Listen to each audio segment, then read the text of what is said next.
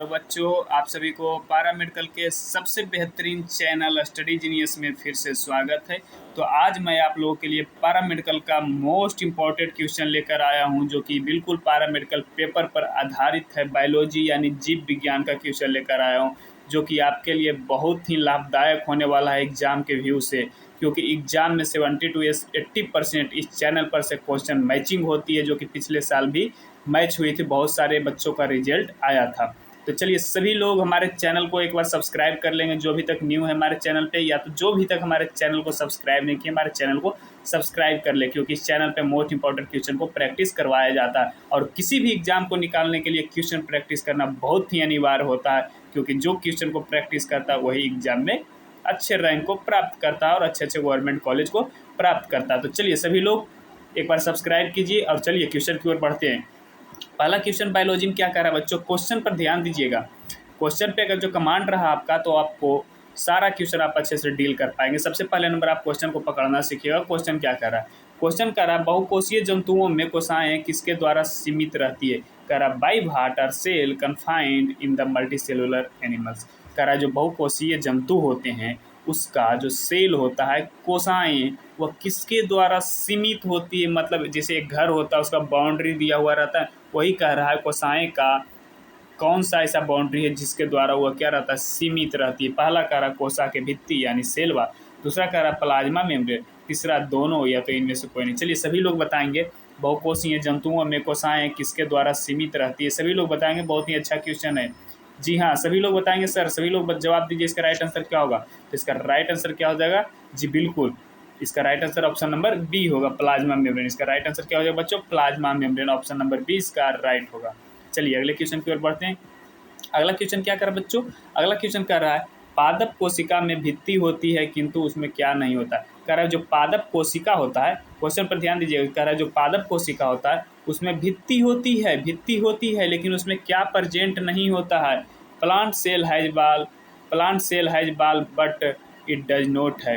कह रहा पादप कोशिका होता है जिसमें भित्ति होती है, लेकिन उसमें क्या नहीं होता है।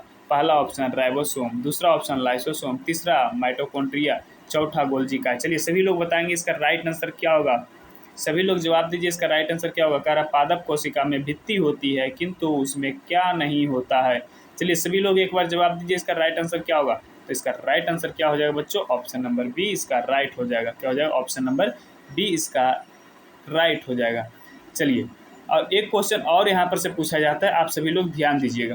कह रहा है राइबोसोम है, तो राइबोसोम क्या चीज़ में काम करता है, तो आप लोग ध्यान दीजिए। प्रोटीन को सिंथेसिस करता है, क्या चीज़ को, प्रोटीन, प्रोटीन को बनाता है। प्रोटीन, प्रोटीन जो हमारे शरीर में होता है उसको बनाता है कौन, उसको सिंथेसिस कौन करता है, राइबोसोम करता है। आप ये भी ध्यान रखिएगा। और दूसरा नंबर लाइसोसोम क्या करता है, तो सुसाइड ग्लैंड बोला जाता है, यानी कि आत्महत्या की थैली बोला जाता है। आत्महत्या की थैली भी बोला जाता है, हत्या की थैली भी बोला जाता है। किसको, लाइसोसोम को आत्महत्या की थैली बोला जाता है। आप ये भी याद रखिएगा। और माइटोकॉन्ड्रिया की अगर जो बात किया जाए, तो mitochondria power house of the cell है। क्या है, पावर हाउस ऑफ सेल है। क्या पावर हाउस ऑफ सेल है, ये भी आप याद रखिएगा। शक्ति प्रदान करता है, हमारे कोशिकाओं को शक्ति प्रदान करता है। आप ये भी याद रखिएगा, एग्जाम में पूछा जाता है, तो इन चारों में से किन्हीं ना एक प्रश्न को आने की चांसेज है, तो आप सभी लोग याद रखिएगा। चलिए अगले क्वेश्चन की ओर बढ़ते हैं। अगला क्वेश्चन क्या करें, मानव शरीर में तंत्रिका कोशिका सर्वाधिक लंबी कितनी होती है। कह रहा मानव शरीर में जो तंत्रिका कोशिका होता है उसकी लंबाई सर्वाधिक कितनी होती है। पहला ऑप्शन कह रहा 90 सेंटीमीटर, दूसरा ऑप्शन 45 सेंटीमीटर, तीसरा 80 सेंटीमीटर, चौथा 120 सेंटीमीटर। तो चलिए, सभी लोग जवाब दीजिए, इसका राइट आंसर क्या होगा। मानव शरीर में तंत्रिका कोशिका सर्वाधिक लंबी कितनी होती है। How long is the nerve fibre in the human body. चलिए, सभी लोग बताएंगे इसका राइट आंसर क्या होगा। सभी लोग जवाब दीजिए, इसका राइट आंसर क्या होता है। इसका राइट आंसर क्या हो जाएगा बच्चों, ऑप्शन नंबर ए जिनका उनका बिल्कुल सही जवाब 90 सेंटीमीटर का होता है। जिनको नहीं पता वो आप याद कर लीजिएगा, मोस्ट इंपॉर्टेंट क्वेश्चन है। सभी लोग याद कर लीजिए, जिनको नहीं पता कितने मीटर का होता है, कितना सेंटीमीटर का, तो 90 सेंटीमीटर का होता है। चलिए अगले क्वेश्चन की ओर बढ़ते हैं। अगला क्वेश्चन क्या करा है, प्लाज्मा मेम्ब्रेन। कह रहा प्लाज्मा मेम्ब्रेन शब्द का प्रयोग सर्वप्रथम किसने किया था। कह रहा प्लाज्मा जो मेम्ब्रेन होता है उसका प्रयोग सबसे पहले किसने किए थे। Who first use the term plasma membrane. Plasma membrane शब्द का प्रयोग सबसे पहले किसने किए थे। पहला ऑप्शन स्लाइडेन, दूसरा स्वान, तीसरा नागोली, चौथा चैडविक। चलिए सभी लोग बताइए इसका राइट आंसर क्या होगा बच्चों। सभी लोग बताएंगे इसका राइट आंसर क्या होगा। कह रहा है प्लाज्मा मेम्ब्रेन शब्द का प्रयोग सर्वप्रथम किसने किया था।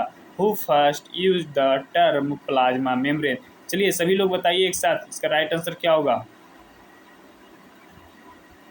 तो इसका राइट आंसर क्या हो जाएगा बच्चों, ऑप्शन नंबर सी। इसका राइट आंसर क्या हो जाएगा बच्चों, ऑप्शन नंबर सी। आप लोग याद रखिएगा इसका राइट आंसर क्या हो जाएगा, ऑप्शन नंबर सी नागोली। कौन किए थे, नागोली किए थे। और इसमें आपको एक दो टर्म और याद रखना, वो क्या याद रखना है बता देता हूँ। कह रहा है प्लाज्मा मेम्ब्रेन का जो सर्वप्रथम प्रयोग किए थे वो नागोली किए थे, लेकिन कभी कभी क्वेश्चन में पूछ दिया जाता कब किया गया था, तो आपको ये भी याद रखना 1855 में किया गया था। कब किया गया था, 1855 में किया गया था, ये भी याद रखना है। और स्लाइडेन और सचवन की बात किया जाए तो इन्होंने सेल थ्योरी दिए थे, सेल थ्योरी दिए थे। सेल थ्योरी कौन दिए थे, स्लाइडेन और सचवन दोनों मिलकर सेल थ्योरी दिए थे। आपको ये भी याद रखना कौन दिए थे, सेल थ्योरी। स्लाइडेन एंड सचवन थे जो दोनों मिलकर सेल थ्योरी दिए थे, आपको ये भी याद रखना। चैडविक की अगर जो बात किया तो चैडविक न्यूक्लियस की खोज किए थे, कि किसको, न्यूक्लियस के, NUCLEUS न्यूक्लियस की खोज कौन किए थे, चैडविक किए थे। आपको ये भी याद रखना है।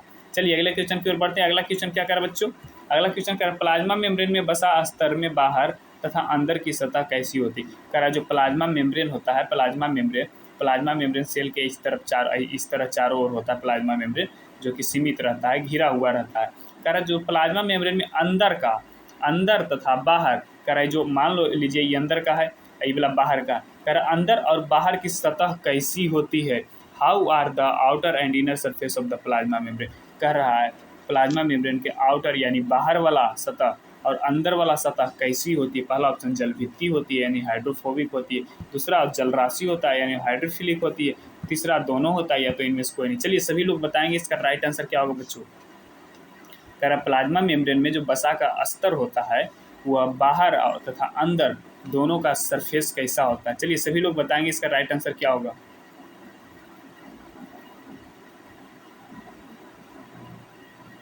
तो इसका राइट आंसर क्या हो जाए बच्चों, जल राशि होती है। कैसा होता है, ऑप्शन नंबर 20 का राइट होगा, जल राशि होता है, हाइड्रोफिलिक होता है। कैसा होता है, अंदर और बाहर का सतह कैसा होता है बच्चों, अंदर और बाहर का सतह जल राशि होता है, हाइड्रोफिलिक होता है। कैसा होता है, हाइड्रोफिलिक होता है। और अगर जो बात किया जाए बीच का कैसा होता है, कभी कभी अगर जो पूछ देता है प्लाज्मा मेम्ब्रेन में बीच का सतह कैसा होता है, बीच का जो बीच में है इसका सतह पूछ रहा है, बीच का सतह कैसा होता है, तो आपको बीच का सतह याद रखना है, जलभीत होती है, हाइड्रोफोबिक होता है। आपको ये भी याद रखना है बीच वाला सतह कैसा होता है, तो जलभीत होता है, हाइड्रोफोबिक होता है। अंदर और बाहर वाला जल राशि होता है, हाइड्रोफिलिक होता है, और बाहर बीच वाला है जो जलभीत यानी हाइड्रोफोबिक होता है। आप सभी को याद रखना है। चलिए अगले क्वेश्चन की ओर बढ़ते हैं। अगला क्वेश्चन क्या करे बच्चों, 1 सेकेंड।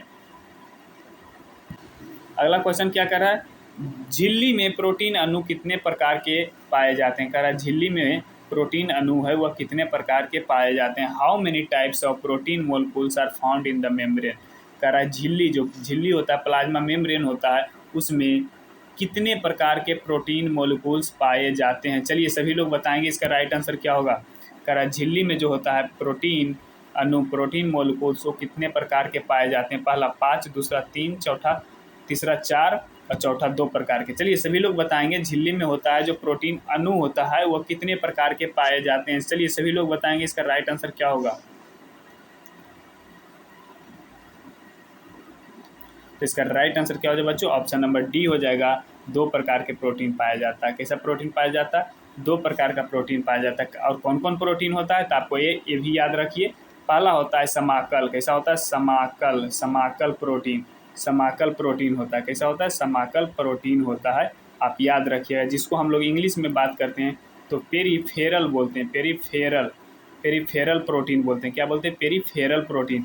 और दूसरा की बात किया जाए तो दूसरा परिधीय होता है। कैसा होता है, परिधीय प्रोटीन होता है। कैसा होता है, परिधीय प्रोटीन होता है, जिसको हम इंग्लिश में बात किया जाए तो इंटेग्रल बोला जाता है। क्या बोला जाता है, इंटेग्रल बोला जाता है, इंटेग्रल बोला जाता है। तो आप लोग याद रखिएगा। चलिए अगले क्वेश्चन की ओर बढ़ते हैं। अगला क्वेश्चन क्या कर रहा है बच्चों, अगला क्वेश्चन कर रहा है प्लाज्मा मेम्ब्रेन में कितना % प्रोटीन पाया जाता है। कह रहा प्लाज्मा मेम्ब्रेन में प्रोटीन की परसेंटेज कितनी होती है। What % of protein is found in the plasma membrane.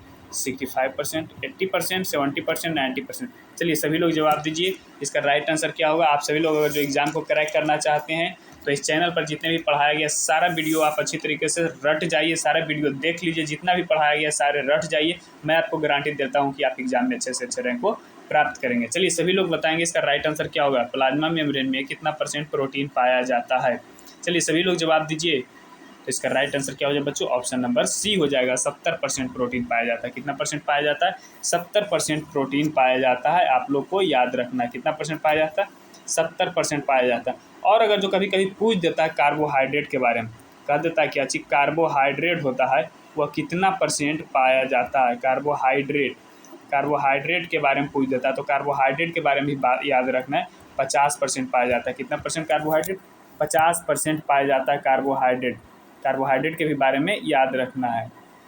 चलिए अगले क्वेश्चन की ओर बढ़ते हैं। अगला क्वेश्चन क्या कह रहा है बच्चों, अगला क्वेश्चन कह रहा है कोशिका द्रव किस अवस्था में पाया जाता है। कह रहा है जो कोशिका द्रव है वो किस अवस्था में पाया जाता है। In which state is the cytoplasm found. कह रहा है साइटोप्लाज्म है वो किस स्टेट में, किस अवस्था में पाया जाता है। पहला ऑप्शन कोसा द्रव सॉल यानी कोसा द्रव सॉल, दूसरा जेल की अवस्था में, तीसरा दोनों, चौथा इनमें से कोई नहीं। चलिए सभी लोग जवाब दीजिएगा, इसका राइट आंसर क्या होगा। कह रहा है साइटोप्लाज्म होता है, कोशिका द्रव होता है, वह कितने अवस्था में, कौन से अवस्था में पाया जाता है। चलिए इसको फिगर के माध्यम से बताते हैं कि जैसे कि सेल हुआ, ये प्लाज्मा मेम्ब्रेन हो गया, इसके अंदर जो लिक्विड टाइप का होता है, लिक्विड सेल के अंदर जो लिक्विड टाइप का होता है उसको हम लोग साइटोप्लाज्म बोलते हैं, यानी कोसा द्रव बोलते हैं। कोसा द्रव यानी साइटोप्लाज्म बोलते हैं। वह किस अवस्था में पाया जाता है, इस लिक्विड को, जो लिक्विड है उसको हम किस अवस्था में पाया जाता है, क्वेश्चन यही पूछ रहा है। तो चलिए सभी लोग जवाब दीजिए, इसका राइट आंसर क्या होगा। तो इसका राइट आंसर क्या हो जाएगा बच्चों, ऑप्शन नंबर सी इसका राइट होगा। दोनों अवस्था में पाया जाता है। कोसा द्रव्य सॉल्व में भी पाया जाता है और जेल आकार का भी होता है। जैसे जेल आप बाल में लगाए हैं, जेल टाइप का, जो बाल को सीधा करने के लिए, स्ट्रेट करने के लिए, या तो फिर जैसे झाड़ते हैं उसे रखने के लिए आप जेल लगाते हैं। लिक्विड एकदम पूरा चपचपा टाइप का होता है, या जेली खाए होंगे। जेली जिस प्रकार का रहता है वैसे ही यहाँ पर प्लाज्मा मेम्ब्रेन, साइटोप्लाज्म होता है, यानी कोसा द्रव्य होता है। चलिए अगले क्वेश्चन की ओर बढ़ते हैं। अगला क्वेश्चन क्या कह रहा है बच्चों, अगला क्वेश्चन पर ध्यान दीजिएगा। कह रहा है एक कोसा का कोसा द्रव्य दूसरी कोसा के बीच द्रव से जीव द्रव सूत्रों से जुड़ा हुआ रहता है, उसे हम क्या कहते हैं। कह रहा था cytoplasm of one cell is the connected with cytoplasm of another cell by the cytoplasmic thread, what is called. कह रहा है जो एक सेल होता है, जो बात के माने ये एक सेल है, अभी बताइए एक सेल है और एक प्रकार का और सेल है, दोनों आपस में जुड़ा हुआ रहता है। तो दोनों को भोजन चाहिए होता है, क्या होता है, दोनों का भोजन चाहिए होता है, तो दोनों आपस में जुड़ा हुआ रहता है। तो एक जीव द्रव होता है, जो इसका जो जीव द्रव होता है ये इसमें जीव द्रव में आता है। तो कह रहा है जो दोनों का आने जाने का रास्ता होता है वह किससे जाता है, आता है, वह किससे जुड़ा हुआ रहता है, उसको हम क्या कहते हैं। यहाँ पर एक लाइनिंग की तरह इसे जुड़ा हुआ रहता है, तो इसको हम क्या कहते हैं वही पूछ रहा है। पहला ऑप्शन प्लाज्मोडेस्माटा कहते हैं, दूसरा ऑप्शन केंद्रक कहते हैं, तीसरा ऑप्शन गोल्जी काय कहते हैं यानी गोल्जी बॉडी, चौथा ऑप्शन राइबोसोम कहते हैं। चलिए सभी लोग बताएंगे इसका राइट आंसर क्या होगा, इसको हम क्या कहते हैं, सभी लोग बताइएगा। यही एक नली है जिससे कोसा जीव द्रव जो होता है, जो कोसा द्रव एक कोसा द्रव से दूसरे कोसा द्रव में आता जाता है। चलिए सभी लोग बताइए इसका राइट आंसर क्या होगा।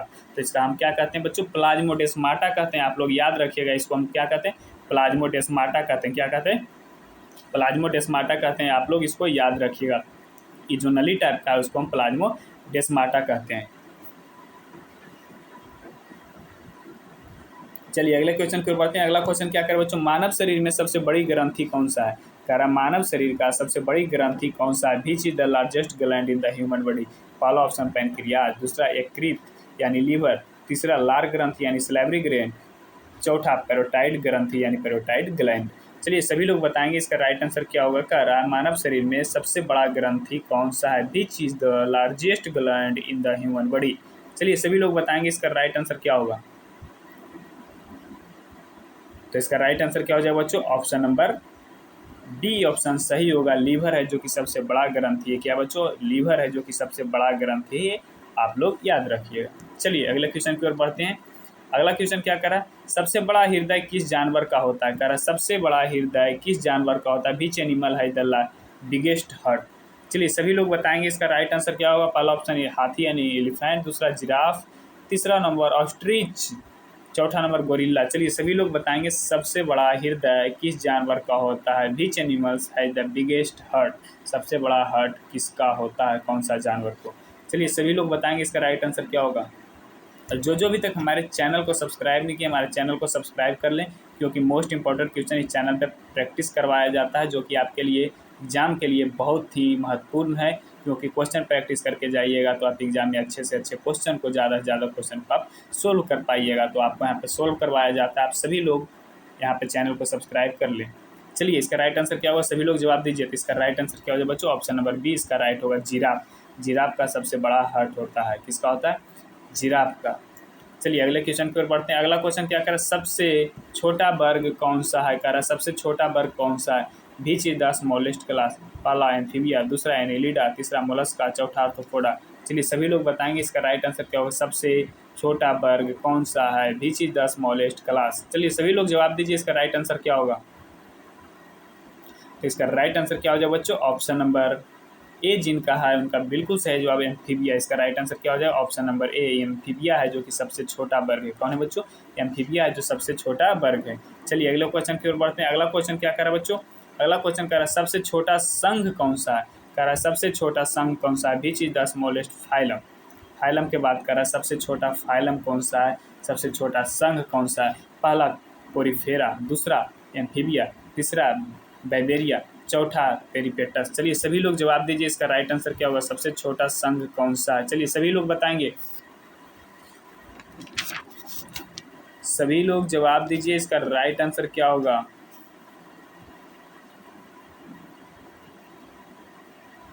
तो इसका राइट आंसर क्या हो जाए बच्चों, सबसे छोटा संघ फाइलम की बात किया जाए तो पोरीफेरा होता है। ऑप्शन नंबर ए है जिनका उनका बिल्कुल सही जवाब है, क्या है, पोरीफेरा होता है। क्या होता है बच्चों, पोरीफेरा होता है। आप सभी लोग याद रखिएगा। चलिए अगला क्वेश्चन की ओर बढ़ते हैं। अगला क्वेश्चन क्या करा बच्चों, अगला क्वेश्चन करा जंतुओं के शरीर में होने वाली विभिन्न क्रियाओं के अध्ययन किस विज्ञान के अंतर्गत किया जाता है। करा जंतु के शरीर में जो विभिन्न प्रकार की क्रिया होता है वह किस विज्ञान के अंतर्गत अध्ययन किया जाता है। Under which the science is the study of various activity taking place in the body of animals. Animals के बॉडी में जो भी अलग अलग प्रकार की एक्टिविटीज होती है यानी क्रिया होती है उसका अध्ययन किस साइंस के अंतर्गत किया जाता है। पहला कोशिका विज्ञान यानी साइटोलॉजी के अंतर्गत, दूसरा शरीर क्रिया विज्ञान यानी फिजियोलॉजी के अंतर्गत, तीसरा इथोलॉजी के अंतर्गत, चौथा अनुवांशिकी के अंतर्गत यानी जेनेटिक्स के अंतर्गत। चलिए सभी लोग जवाब दीजिए इसका राइट आंसर क्या होगा। जंतुओं के शरीर में जो विभिन्न प्रकार की क्रियाएं होती है उसके अध्ययन किस विज्ञान के अंतर्गत किया जाता है। चलिए सभी लोग जवाब दीजिए इसका राइट आंसर क्या होगा।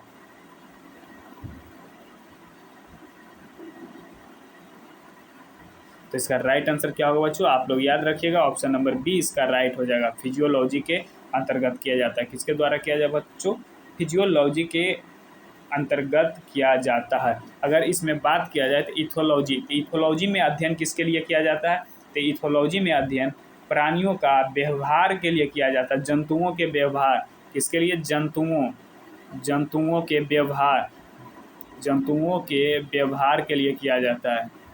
आप लोग ये भी याद रखिएगा किसके लिए किया जाता है बच्चों, जंतुओं के व्यवहार के लिए किया जाता है। अगर जो जेनेटिक्स की बात किया जाए तो अनुवांशिक लक्षणों के लिए किया जाता है। किसके लिए, अनुवांशिक लक्षण के लिए किया जाता है। किसके लिए, अनुवांशिक लक्षण के लिए किया जाता है। आप लोग ये भी याद रखिएगा। तो चलिए अगले क्वेश्चन की ओर बढ़ते हैं। अगला क्वेश्चन क्या करे बच्चों, हृदय हृदय की रचना तथा कार्य विधि का अध्ययन विज्ञान के किस शाखा के अंतर्गत होता है। कह हृदय यानी हार्ट का रचना, किस प्रकार का रचना है या कार्य कैसा कर रहा है उसका अध्ययन विज्ञान के किस शाखा द्वारा किया जाता है। Which branch of science studies the structure and functional of the heart. Heart के स्ट्रक्चर फंक्शन के बारे में साइंस के किस ब्रांच में पढ़ने का है। पहला राइनोलॉजी में, दूसरा टेराटोलॉजी में, तीसरा कार्डियोलॉजी, चौथा परजीवी का यानी कि पैरासाइटोलॉजी। चलिए सभी लोग बताएंगे इसका राइट आंसर क्या होगा। हृदय की रचना तथा कार्य का विधि अध्ययन विज्ञान के किस शाखा के अंतर्गत किया जाता है। सभी लोग बताएंगे इसका राइट आंसर क्या होगा।